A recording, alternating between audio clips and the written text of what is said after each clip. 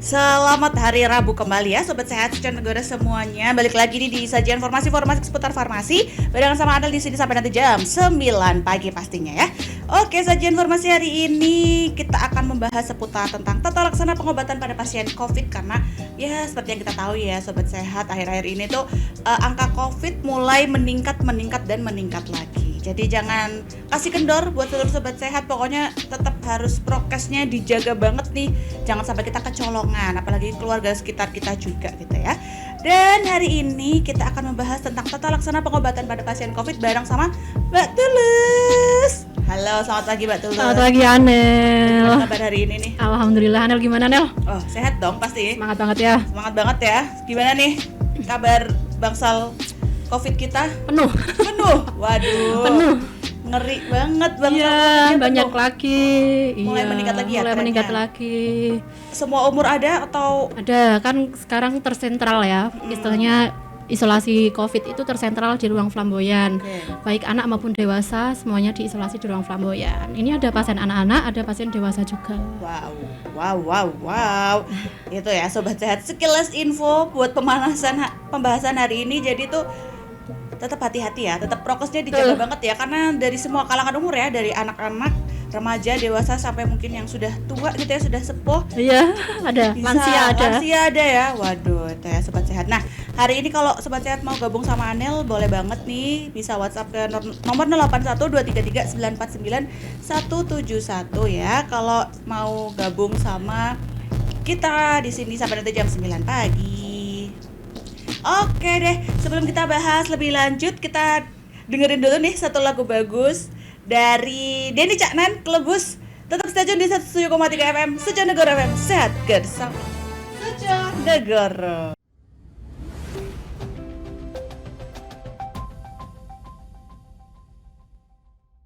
Baiklah. Kembali lagi nih di 107,3 FM Secanegara FM barengan sama Anu di sajian informasi seputar farmasi bareng sama Mbak Tulus juga pastinya, yes. Hari ini kita tadi ya bahas tentang seputar tata laksana terapi pada pasien COVID, karena lagi booming juga ya, selain kemarin sirup-sirup yang lagi hot in juga ya, itu tentang COVID gitu ya. Iya. Kita refresh dikit kali ya Mbak tentang seputar COVID gitu ya. COVID itu sebenarnya dia tuh apa sih Mbak? Penyebabnya apa? Terus cara penularannya sendiri tuh sebenarnya gimana gitu? Oke, COVID itu virus ya. Oke, virus. Sebenarnya COVID-19 itu nama penyakit. Kalau virusnya ada namanya sendiri. Cerepet-cerepet lah. Oke. Kita tahu virus itu merupakan salah satu penyebab penyakit menular ya. Gampang banget menular. Ini juga perlu diwaspadai. Kalau penularan COVID sendiri gampang melalui percikan sebenarnya ya, melalui airborne yang menempel mungkin di udara, di besi, di meja sekitar. Itu kalau kita nggak pakai APD, misalkan nggak pakai masker, nggak cuci tangan, kita ngusap meja ini terus gini, nular deh gitu ya. Jadi sebenarnya nggak cuman kotak langsung hadap-hadapan nggak, tapi kalau misal yang sudah terinfeksi COVID terus dia tuh bersin, pokoknya yang lewat percikan gitu ya, terus dia nggak menutup gitu ya, nempel kemana-mana, kita nggak sengaja pegang, terus malah kehirup sama kita, jadilah kita gitu ya.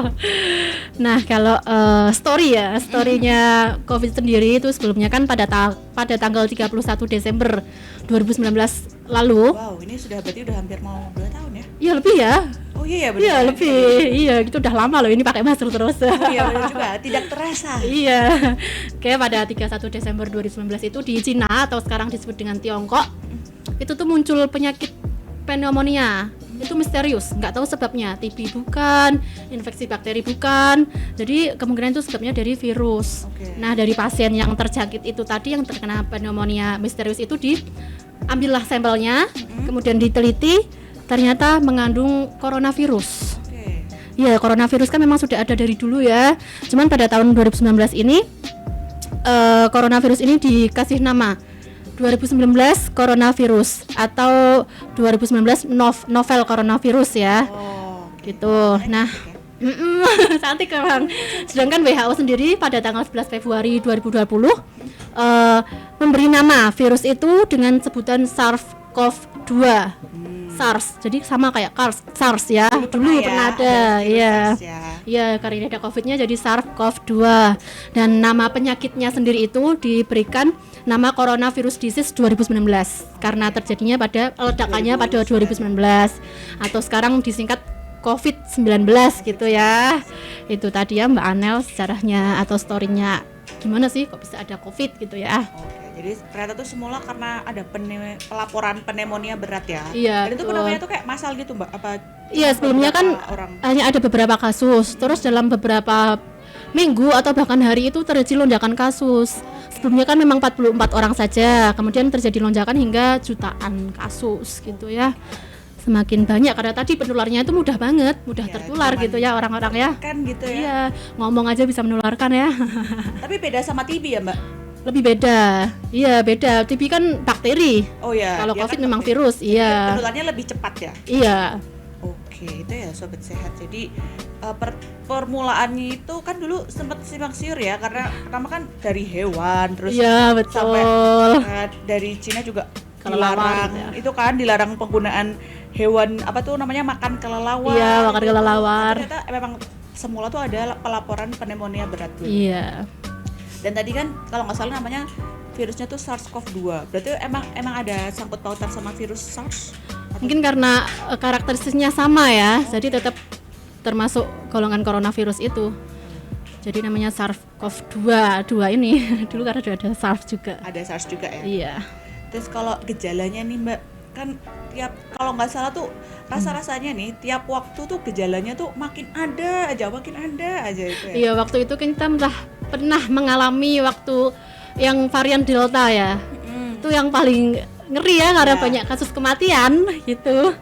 Kalau sekarang mungkin Omikron ya. Omikron mungkin ya menurut kita biasa aja, tapi bisa jadi berbahaya kalau kita tidak safety atau lagi kita punya komorbid atau penyakit penyerta yang lain. Kalau memang kita tidak care dengan COVID itu bisa menjadi bumerang bagi kita ya, bahkan mematikan. Kalau gejala sendiri ada banyak ya. Apa aja tuh? Iya, ini termasuk sebenarnya digolongkan dulu, diklasifikasikan menjadi beberapa kategori ya. Ada yang kasus suspek, probable, sama terkonfirmasi COVID gitu ya. Kalau gejalanya mungkin secara umum hampir sama ya, kita batuk, panas, mungkin nggak ada sebab apa-apa kita panas, batuk, nyeri tenggorokan, bau menghilang, tidak bisa mencium bau ya, iya anosmia, terus nggak bisa merasakan. Rasanya hambar semua. Pernah ya Mbak Anel ya? Pernah COVID waktu itu ya? Jadi tahu. Kalau saya masih bisa merasakan, cuma waktu itu masih bisa merasakan. malah jadi lebih peka. Jadi kalau yang lain kan mungkin anosmia, terus habis itu afasia itu yang nggak bisa merasakan kan, semua hambar. Gitu. Kalau saya bisa merasakan tapi rasanya kayak lebih tajam banget Mbak. Jadi kan biasanya kalau bau sop ayam itu enak ya. Iya. Kalau saya tuh kayak enak banget, menusuk ya? banget. Iya, enak banget, jadi kayak rasanya kok begini ya, katanya kan anosmia, tapi ini saya masih bisa mencium, cuman emang rasanya jadi lebih tajam dan lebih gak enak gitu. Biasanya makan langsung ya. Iya, makanan biasanya enak gitu ya, sate ayam lah, baunya kan enak lah ya. Dirasain juga enak. Itu pertama kali makan sate ayam gak enak gara-gara COVID ya. Berapa lama dulu Anel isolasinya? Dulu lumayan lama ya, 18 harian. Gak negatif gitu kan, dulu kan karena kayak saya masih masuk geng Delta deh. Iya, tapi beruntungnya tidak punya penyakit penyerta, juga bisa menjaga kondisi tubuh ya. Kondisinya nggak yang parah-parah banget, jadi bisa isoman di rumah. Itu lebih nyaman ya, isoman di rumah. Betul, kita pandangannya lebih luas. Kalau di rumah sakit sebenarnya ya tidak membeda-bedakan ya. Tapi mungkin karena pandangannya terkotak itu aja jadi bosan. Betul, tapi ya lebih enak sih nggak isoman ya, tetap di rumah biasa ya kan. Paling enak sama keluarga gitu kan. Makan juga enak. Ya makanya sehat itu nikmat banget sih. Tuh, sehat itu lebih nihil daripada berobat. Lebih mahal sehat ya. Iya kan? Betul. Oke, habis ini sobat sehat kita akan bahas lanjut nih. Seputar tadi kan udah dibahas dikit, disenggol dikit nih. Ada perbedaan beberapa klasifikasi, ada yang probable, suspek, terus sampai positif COVID. Itu apa sih? Itu gimana sih ya kan? Tunggu dulu ya. Habis ini tetap stay tune di 1,3 FM bareng sama Anel dan Mbak Tulus. Dan sajian informasi seputar farmasi sampai nanti jam 9 pagi.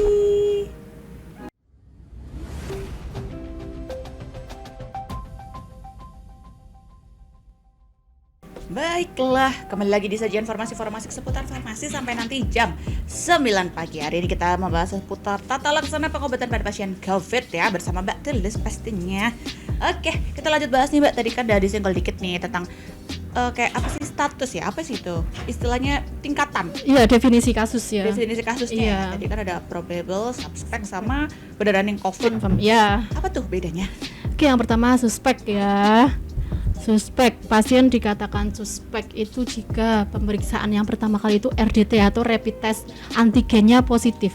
Itu suspek. Itu suspek. Oke. Iya, terus ada lagi pasien tentunya dengan ciri-ciri atau gejala COVID ya, yang demam, batuk, nyeri tenggorokan, lemes, nyeri otot, gitu ya, anosmia, agisia atau hilangnya indera pengecap.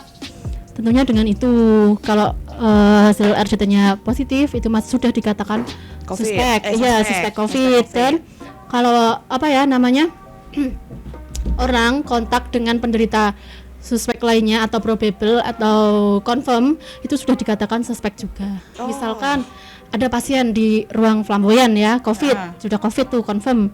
Penunggunya termasuk dikatakan suspek karena dia kontak erat sama pasien confirm COVID itu tadi. Itu yang suspek ya. Oke. Biarpun kita sehat istilahnya, tapi kita kontak, iya, sama pasien kategori COVID. suspek. Betul. Kemudian yang kedua ada probable. Probable ini misalkan memang sudah di rapid antigen positif. Pasien itu sudah menunjukkan gambaran klinisnya COVID dan pasien itu meninggal. Meninggal tapi belum dilakukan swab PCR. Itu sudah Baru dikatakan rapid probable. aja ya? Iya, rapid positif.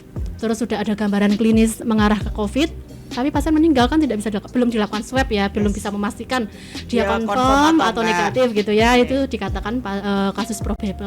Oke. Gitu ya. Kemudian yang terakhir kasus confirm atau terkonfirmasi positif COVID, tentunya dengan hasil PCR atau swab PCR Swab ya. hasilnya positif, itu sudah menunjukkan dia COVID gitu. Walaupun mungkin saya kan nggak ada gejala apa-apa, Ya, saya baik-baik aja gitu kan ya. Kemarin kan sediknya gitu ya. Iya. Kayak merasa saya tuh sehat loh, Iya. tapi waktu di antigen ternyata positif, akhirnya lanjut ke swab dan swabnya ternyata positif juga. Iya, Padahal betul. badannya sehat, tidak anosmia, terus tidak kehilangan indera perasanya juga, Iya. nggak demam juga. Tapi memang ini ya karena virus ya, Mbak. Iya, Mungkin ya. kita nggak mungkin karena daya tahan tubuhnya dia bagus, jadi dia nggak lemah Nggak ya, kerasa. nggak kerasa. Jadi virusnya Iya. masih bentengnya masih lumayan kuat nih, belum Iya, betul. terkalahkan gitu ya, walaupun udah kemasukan virus gitu ya. Iya, iya, seperti contohnya penunggu tadi ya, penunggu pasien ketika dia kontak erat dikatakan suspek terus dilakukan swab, hasilnya positif ya dia jadi confirm gitu.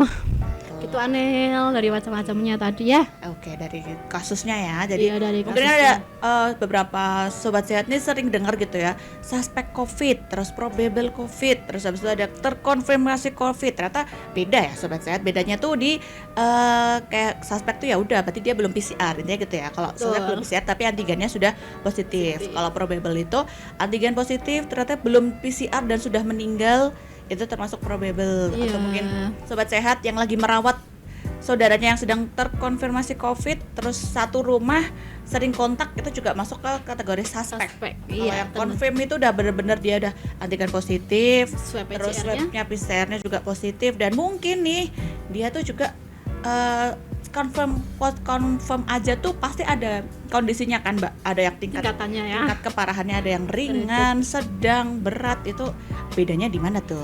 Oke, masuk ke derajat keparahan ya, karena tadi kita sudah bahas definisi atau tingkatannya. Yes. Gejalanya sendiri atau derajat keparahannya sendiri ada yang tanpa gejala.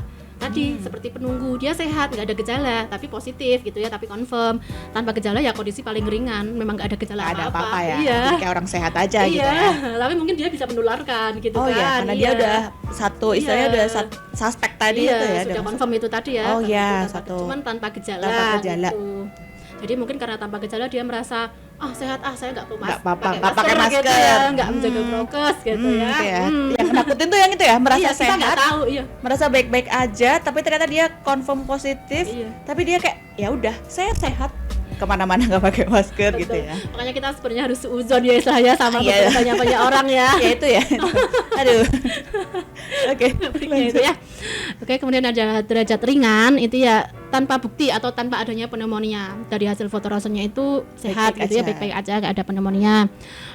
Atau ini juga tanpa hipoksia, tanpa Hipoksia atau kekurangan kekurangan oksigen, oksigen ya, iya, saturasinya karena masih saturasinya bagus masih ya? bagus di atas 95% tanpa bantuan oksigen.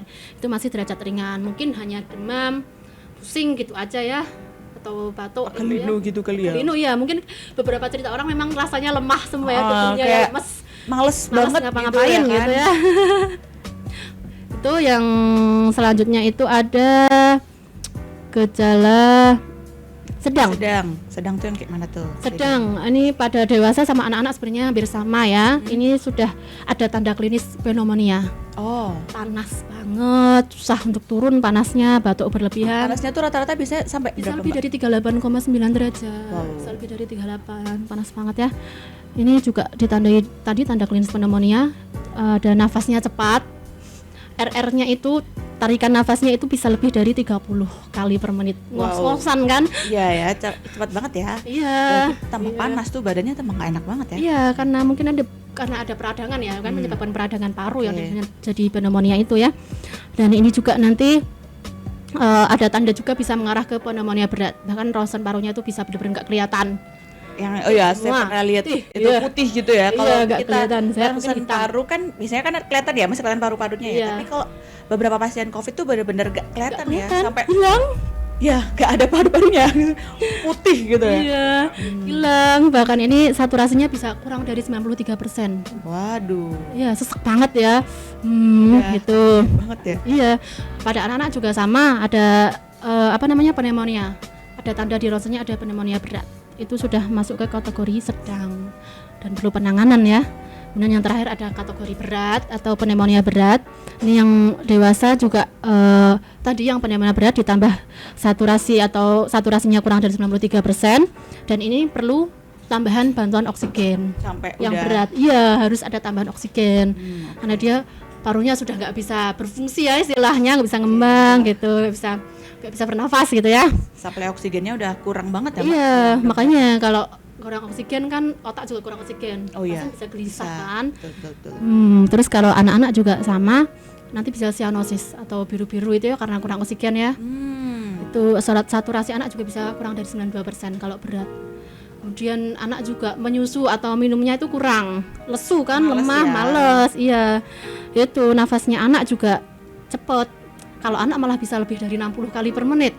Wow, sangat ngos-ngosan sekali ya, Bu. Iya, gitu. Itu tadi Anel yang atau tingkatan derajat keparahan COVID ya, yang selama ini di sini. Kalau di sini sih dari semua Rata-rata tipe itu gimana? ada.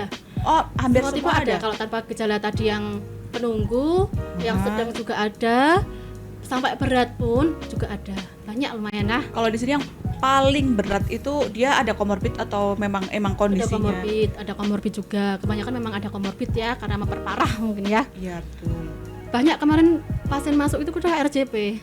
Beberapa Langsung? kali kita RJP pasien baru itu. Wadaw, karena memang udah kondisi paru-parunya Iya. sudah sangat buruk sekali ya mungkin ya. Kurang baik gitu ya, udah Iya, sangat tidak betul. baik ya. Karena memang rata-rata mungkin masuk karena tidak merasa tadi ya, sampai sejak merasa sakit sampai akhirnya baru merasa sakit, Baru istilahnya dibawa, parah baru gitu ya, baru bawa ke kondisinya vaskes gitu, baru fasilitas ini. kesehatan. Iya. Ternyata sampai sini harus mengalami fase RJP. Wow. Iya, ada beberapa kali. Di Flamboyan Di sering banget. Flamboyan, iya. Wow. Rata-rata dewasa atau anak-anak Dewasa. juga ada yang Anak bagus selama ini kondisinya bagus. Alhamdulillah ya. Alhamdulillah ya. Bisa terselamatkan gitu ya. Iya. Karena kan kasihan ya kalau anak-anak terus kena COVID. Nggak tega. Ya betul banget. Terus habis itu nanti pasti orang tuanya juga memaksa saya harus sama anak saya gitu kan. Iya, tetap. Kalau anak sih kita bisa Nggak apa-apa ya ya. ditungguin sama orang tuanya ya tetap. Soalnya kasihan sih. Oke, itu ya Sobat Sehat. Tadi kita membahas tentang derajat keparahannya, terus perbedaan kasus-kasusnya. Habis ini nih kita akan lanjut bahas apa sih terapi-terapinya nih, obat-obatannya nih apa aja sih, apakah tiap kasus itu pengobatannya sama, apakah bisa nggak sih kalau misal kita isoman, apa sih obat-obat apa sih yang harus kita siapkan gitu ya supaya kita nggak usah repot-repot nih keluar-keluar gitu kan. Dan juga akan ada tips and tricks seluruh sobat sehat untuk menjaga kesehatan dan juga daya tahan tubuh supaya tidak terkena sama yang namanya virus COVID. Tetap stay tune di 1,3 FM Canegoro FM. Sampai nanti jam 9 di sajian informasi pastinya.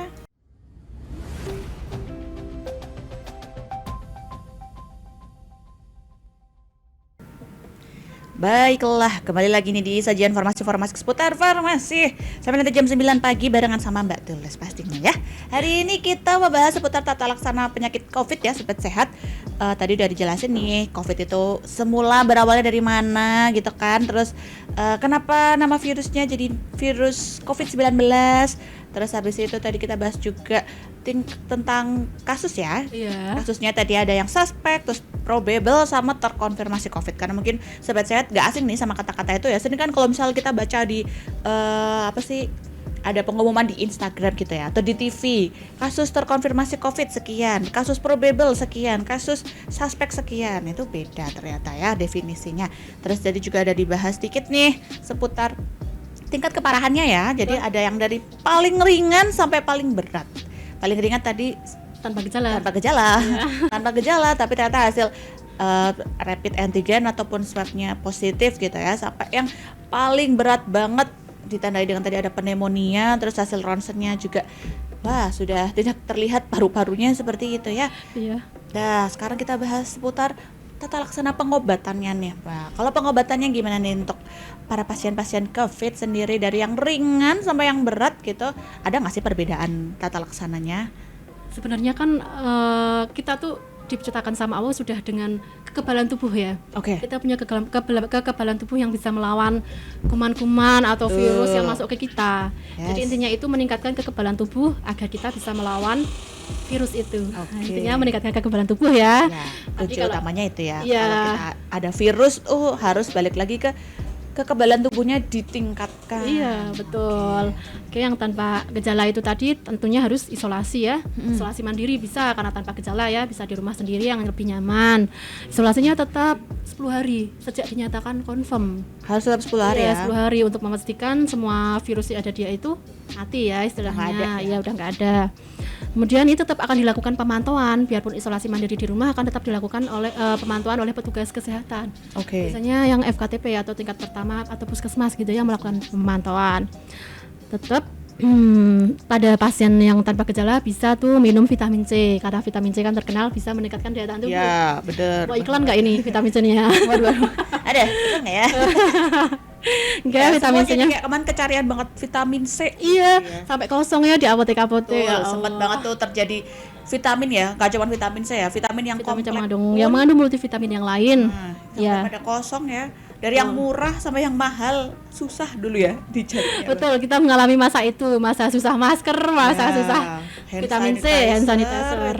Pokoknya apa sih namanya? Panik buying. Ya betul. Jadi karena panik buying, terus habis itu semua pada ngumpul, tidak membagi yang lain ya. Kan sampai pada belanja juga ya Mbak, belanja karena dulu takut kita di lockdown kayak negara-negara lain, nggak boleh kemana-mana.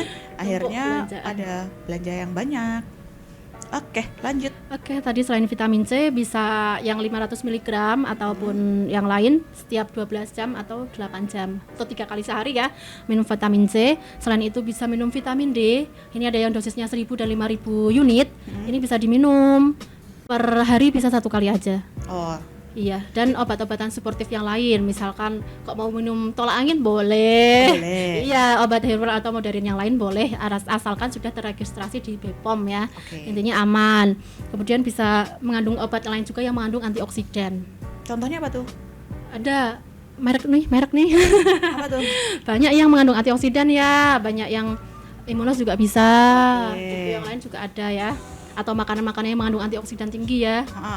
Bisa dikonsumsi dan untuk meminum istilahnya atau menghasilkan vitamin D gratis bisa berjemur.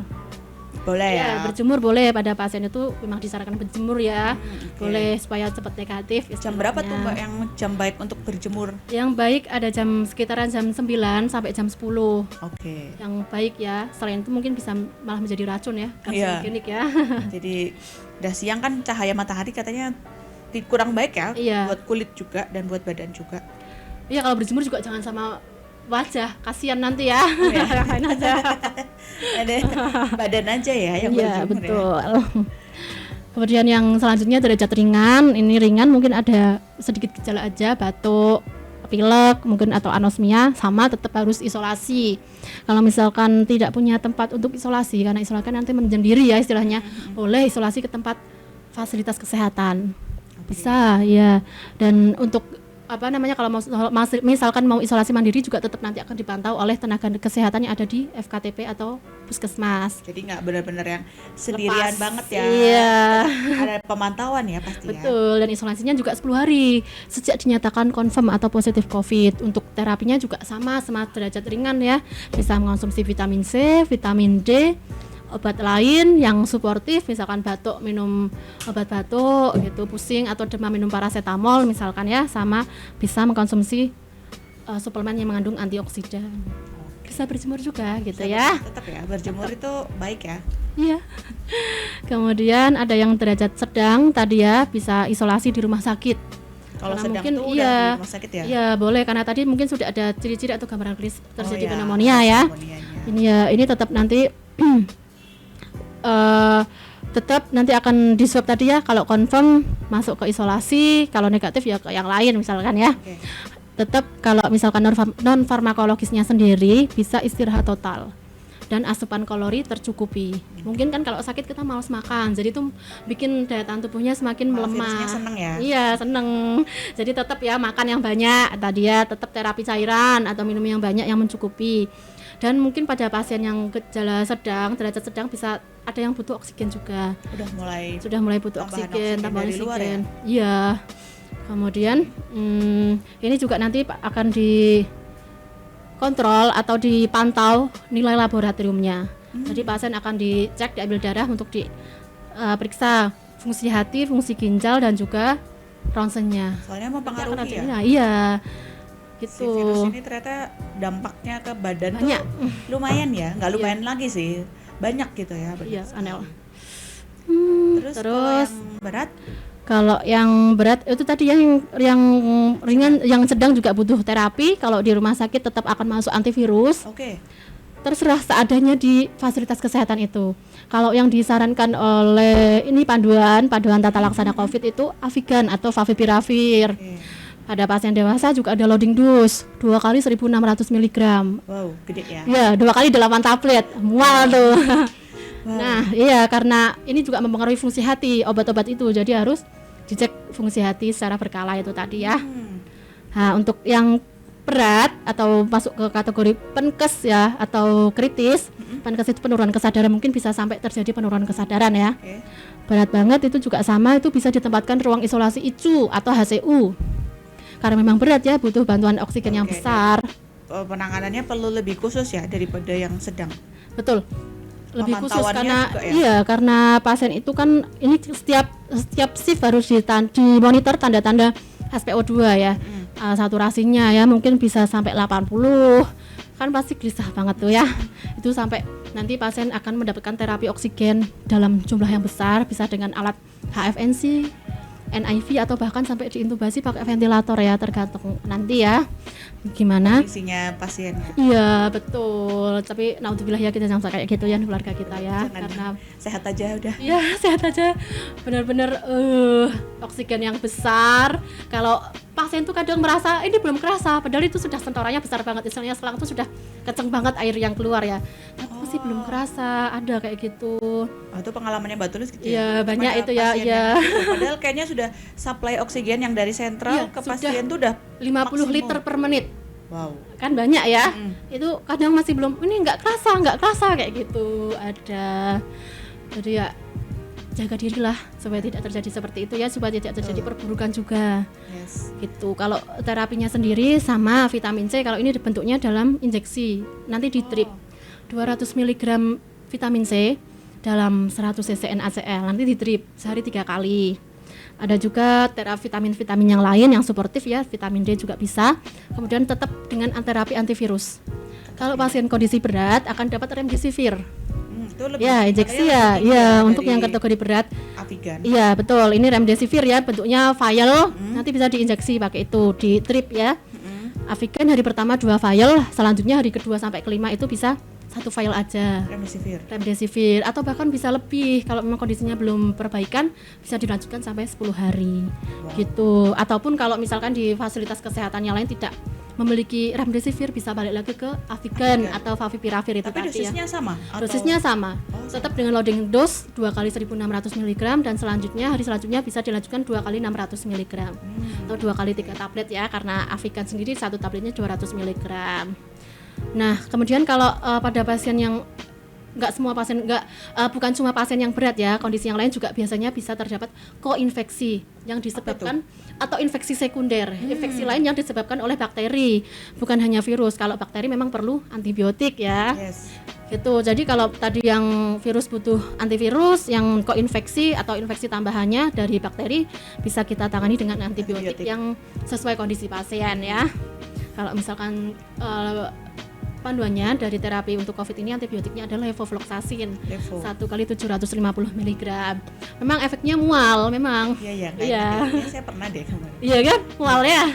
Dan juga bisa berefek halusinasi. Wadaw. Ya, makanya levo diberikan pas siang atau pagi aja, jangan malam. Kalau malam nanti tambah halusinasi ya. Gitu ya. Sehari cukup minum sekali ya? Iya, betul. 5 hari. Selama 5 hari. Kalau pasien berat dapat infus ya, bentuknya botolan gitu. Itu yang pasien berat ya. Kemudian juga perlu tambahan kortikosteroid karena menyebabkan peradangan tadi ya, parunya sampai habis tidak terlihat karena adanya inflamasi. Itu butuh kortikosteroid, bisa dengan dexamethasone injeksi atau yang sekarang itu pakainya hidrokortison dengan dosis 2 kali 80 mg diinjeksi ya. Itu Anel untuk terapinya, dan mungkin bisa dengan terapi tambahan lain sesuai dengan kondisi pasien. Juga ada tidaknya komorbid ya, tetap dilanjutkan. Itu juga pemantauan juga ya. Iya betul. Kalau pengalamannya Mbak Tulus nih paling pasien yang paling lama gitu, itu memang mereka ada komorbid atau karena dulu penurunan kan kondisi gitu. Kalau dulu memang karena baru ya COVID ya, jadi isolasi benar-benar sampai pasien negatif gitu. Betul. Kalau sekarang memang kondisi pasien baik, bisa pulang lanjut isolasi mandiri di rumah. Gitu. Tapi dibawainnya tetap obat yang banyak. Tetap. Kalau antivirus sendiri itu diminum sampai berapa lama, Mbak? Antivirus sampai 5 hari. 5 hari aja. Iya, 5 hari. Sama kayak antibiotik yang ini betul, ya. Itu sampai 5 hari ya. Nanti biasanya pasien pulang tetap akan dibawakan obat. Kalau antivirusnya belum selesai, belum 5 hari akan tetap dibawakan sampai dengan 5 hari. Iya. Pokoknya penggunaan antivirus itu 5 hari. Iya, betul. Terus nanti sekarang tuh masih ini enggak sih harus sampai swabnya negatif atau tidak? Gimana kalau sekarang? Kalau dulu memang ada evaluasi ya istilahnya ya, swab itu evaluasi sudah negatif apa belum, kalau negatif baru bisa pulang gitu ya. Kalau sekarang memang tidak ada evaluasi atau swab ulang ya untuk memastikan hasil akhirnya dia negatif apa belum, karena kita sudah pakai pedoman yang baru yang isolasi mandiri 10 hari itu, isolasi selama 10 hari itu sudah memastikan virusnya sudah tidak ada gitu istilahnya ya. Menularkan ya. Betul, jadi tetap nggak ada evaluasi ulang, swab ulang. Cuma sekali aja tetap tuh. Sekali. Kalau ronsen, diagnosa aja ya. Betul. Kalau ronsen atau fototorak mungkin bisa berulang ya, bisa berkala ya, karena ada dari tadinya. Ya, sebelum kondisi paru mungkin hilang gitu ya dengan terapi antivirus, kortikosteroid itu mungkin nanti 2 hari lagi atau 3 hari lagi baru di ronsen ulang. Apakah perbaikan dengan antivirus itu, dengan kortikosteroid itu, begitu. Menarik ya. Itu ya sobat sehat. Jadi sekarang udah nggak ada swab follow up lagi ya. Dulu kan masih ada swab follow up, terus kadang kemana-mana tuh jadi takut gitu ya. Dan sekarang kan udah vaksin ya kan. Betul, ini tugas vaksin. Jangan lupa vaksin sobat sehat. Vaksin itu penting gitu ya, karena beberapa riset juga menunjukkan ya kalau seseorang yang dia sudah vaksin dan terpapar COVID itu kondisinya tidak separah atau seburuk seseorang yang dia tanpa vaksin sama sekali. Itu juga terbukti di pasien yang masuk ya, riwayat kan pasti kita akan tanya sudah vaksin berapa kali, vaksin apa gitu ya, itu nanti akan terbukti sudah vaksin 2 kali, 3 kali, beda ya sama yang benar-benar belum vaksin sama sekali. Betul. Itu ya, mungkin gejalanya ada tapi ringan gitu ya. Terus kondisinya cepat pulih gitu ya, recovery-nya cepat gitu ya. Iya. Yes, Oke Mbak Tulus, ada ini nggak tips, trik atau mungkin pesan buat seluruh sobat sehat? Bagaimana sih cara menjaga kesehatan? Terus apa aja sih yang perlu kita konsumsi selama masih masa pandemi ini gitu ya? Iya, belum dicabut ya. Belum dicabut ya, apalagi sekarang trennya udah mulai naik. Walaupun mungkin nggak se-booming dulu ya tren. Kalau dulu kan pasien COVID naik sekian persen gitu kan, kalau sekarang naik tapi istilahnya udah nggak begitu digembar-gemborkan kayak dulu. Mungkin iya, kan sesuai arahan presiden ya, kita harus hidup berdampingan dengan COVID. Gitu iya, ya. betul juga. Hidup berdampingan dengan COVID, tapi biar kita tidak tertular dengan COVID, terapkan protokol kesehatan. Tetap ya, terapkan protokol kesehatan supaya kita dan keluarga terhindar dari COVID. Kita tidak mau dong kena sakit gitu ya. Betul.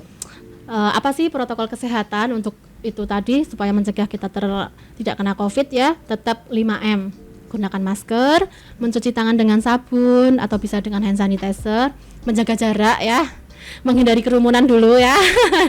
Mungkin mau nonton konser. Nah, itu sekarang konser makin marak kan? Iya, mungkin kalau ikut konser tapi tetap kita Pakai menjaga masker. diri. Iya, Oke, mungkin bisa baiklah. ya juga Oke. mengurangi mobilitas. Jangan Atau kemana-mana jangan dulu, kemana-mana dulu. kalau nggak penting-penting banget gitu ya. Betul. Oke deh, baiklah sobat sehat itu ya. Jadi kalau misal mau menjaga kesehatan pakai tetap 5M ya. Terus boleh nih konsumsi vitamin C ya mungkin, Boleh. tapi jangan keseringan juga kali ya. Kalau emang nggak butuh-butuh banget ya nggak usah, sehari cukup sekali aja. Iya, vitamin C kan bisa didapat dari makanan ya, bisa tuh. konsumsi buah-buahan dan sayur-sayuran. Nah, Gitu mending ya. dapat dari yang alami daripada yang buatan ya kan. Baiklah. Oke, terima kasih Mbak Tulus atas hari ini Sama-sama. sudah bersama kita sharing nih seputar COVID gitu ya, dan tata laksananya juga. Dan jangan sampai ketemu Mbak Tulus di Flamboyan ya. Iya.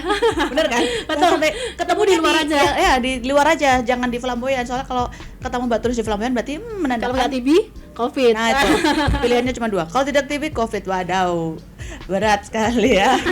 Jangan sampai, mending ketemu di luar Flamboyan ya kan. Betul. Kalau ketemu di Flamboyan nggak apa-apa, tapi jangan jadi pasien gitu ya. Jangan nengok juga. Jadi orang sehat aja. Oke, Iya. baik. Thank you Mbak Tulus untuk hari ini. Sama-sama Anel sudah diundang. Siap, Acara ini. nanti kita ngobrol bahas yang lain lagi ya. Terima kasih seluruh sobat sehat Sionegoro yang setia sampai jam 9 ini tidak terasa bahas ini itu seputar COVID. Kalau nanti masih membutuhkan informasi seputar pelayanan kefarmasian, bisa hubungi kami di instalasi farmasi RSCK Sionegoro. Kami siap melayani 24 jam, ada di instalasi rawat jalan, rawat inap, IGD. Semua layanan yang ada kefarmasiannya kami siap melayani gitu ya. Atau mungkin ingin konsultasi bisa hubungi apoteker-apoteker kami di setiap unit layanan di RSUD Kates Sionegoro. Iya, kita juga punya IG Pio yang bisa masyarakat bisa Oh ya, apa tanya-tanya. tuh? Di apa IG? Iya, Pio IFRS. Pio IFRS itu ya. bisa DM di situ. Itu yang melayani langsung nanti dari apoteker-apoteker RSUD ya, sobat sehat semuanya. Tetap jaga protokol kesehatan karena virus COVID masih mengincar kita semua. Walaupun COVID naik, tapi kita juga harus daya tahan tubuhnya lebih naik gitu ya. Betul, harus lebih kuat dari COVID ya. Betul, lebih kuat dari COVID, tetap sehat, tetap semangat, dan tetap happy. Karena yang utama itu harus happy ya. Kalau sudah happy, insya Allah nih tubuh kita juga akan ikut happy dan ikut sehat pastinya ya. Sampai ketemu lagi di hari Rabu depan di sajian informasi seputar farmasi jam 8 pagi barengan sama Anel, dan nanti kita akan bahas apa lagi, tunggu aja di Rabu depan. Oke, tetap sehat sobat sehat semuanya. Wassalamualaikum warahmatullahi wabarakatuh. Anel pamit.